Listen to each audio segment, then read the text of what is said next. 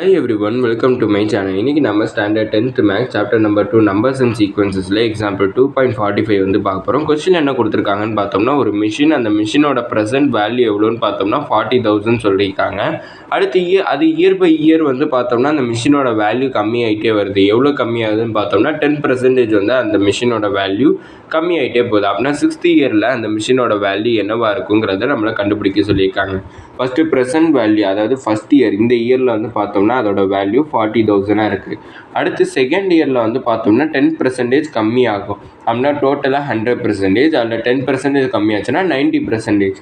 90% எப்படி எழுதிக்கலான்னு பார்த்தோம்னா 90/100 வந்து எழுதிக்கலாம். ஏன் இது எப்படி இதோட மல்டிப்ளை பண்ணியிருக்கேன்னா, ப்ரெசென்ட் வேல்யூவோட 10% கம்மியாகுது, அதனால இதை மல்டிப்ளை பண்ணி எழுதியிருக்கேன். அதுக்கு அடுத்த இயர், தேர்ட் இயரில் பார்த்தோம்னா கூட கொஞ்சம் எக்ஸ்ட்ராவாக எனக்கு கம்மியாகும்.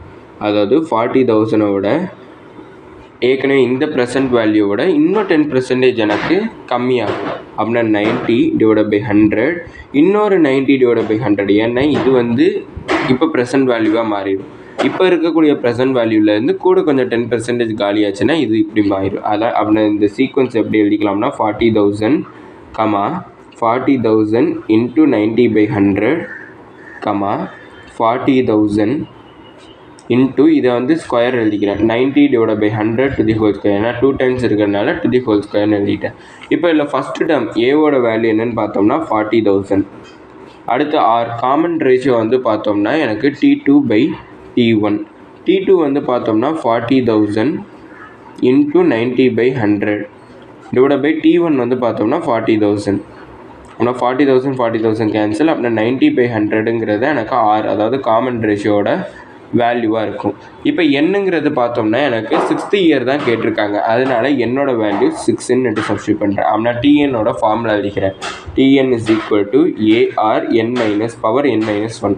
இப்போ 6th இயருங்கிறப்ப என்னுக்கு பதிலாக 6 சப்ஸ்டியூட் பண்ணுறேன். இங்கே ஏவோட வேல்யூ 40,000, ஆரோட value 90/100 to the power n - 1. அப்படின்னா 6 - 1 கிடச்சிருக்கும்.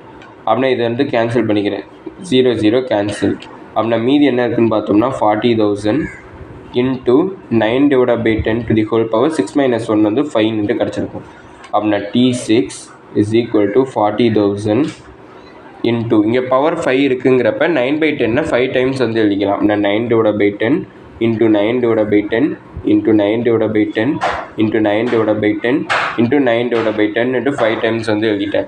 அப்படின்னா இங்கே வந்து பார்த்தோம்னா 1 2 3 4 5 ஜீரோஸ் வந்து இருக்குது. இங்கே 4 ஜீரோ வந்து இருக்குது. அப்படின்னா இங்கே இருக்கக்கூடிய 4 ஜீரோவும் இதுவும் கேன்சல் ஆகிடும். மீதி என்ன இருக்குதுன்னு பார்த்தோம்னா 4 into 9 into 9 into 9 into 9, அடுத்து ஒரு 9/10 வந்து இருக்குது.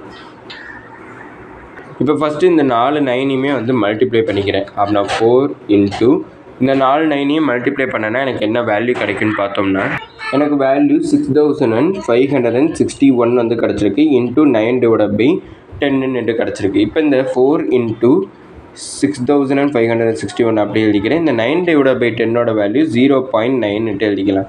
இப்போ இந்த இடத்துல இந்த 4யும் 0.9யும் மல்டிப்ளை பண்ணுறேன். மல்டிப்ளை பண்ணால் எனக்கு 3.6 வந்து கிடச்சிருக்கு. அப்படின்னா 3.6 into 6,561.